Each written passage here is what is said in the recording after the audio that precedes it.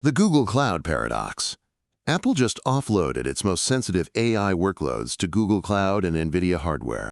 At WWDC 2026, Cupertino confirmed that private cloud compute is no longer exclusive to Apple Silicon. By running Apple Intelligence on Google's Titan chips and NVIDIA Blackwell GPUs, Apple is effectively admitting its own server supply chain could not scale for the 2026 agentic AI wave. It is a massive logistical pivot that trades hardware control for immediate capacity. This infrastructure shift is the setup for a new developer tax, the small business AI trap. To lure developers into this new architecture, Apple is offering free API access to its third-generation foundation models for anyone with fewer than 2 million downloads. It is the App Store small business program logic applied to compute. By waiving the cloud fees now, Apple is making its proprietary private cloud compute the default middleware for millions of apps. They are not being generous.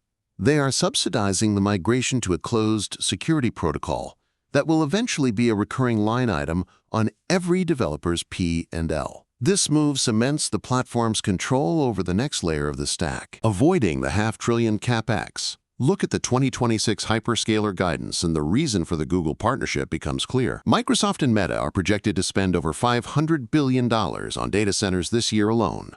Apple is choosing to rent that massive CapEx from Google while slapping its own security audit on top of the virtual machine.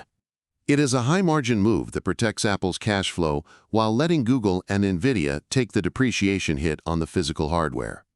This is how Apple maintains its hardware margins in a software-heavy era. The signal under the noise. The transition from Apple Silicon servers to a cross-cloud security layer reveals the real strategy.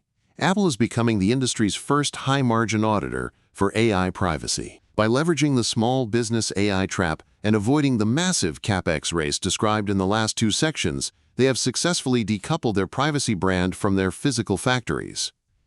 The real implication for operators is that Apple's value no longer scales with how many iPhone 17 or 18 units they ship, but by how many third-party AI agents are forced to pass through the private cloud compute gatekeeper. This turns trust into a scalable service, where Apple takes a cut of every validated inference. If they successfully standardize this security ledger across the industry, the hardware inside the data center becomes irrelevant to their bottom line. Watch the developer adoption rates for the new foundation model's API over the next 6 months. That is the real metric for Apple's long-term terminal value. Subscribe for more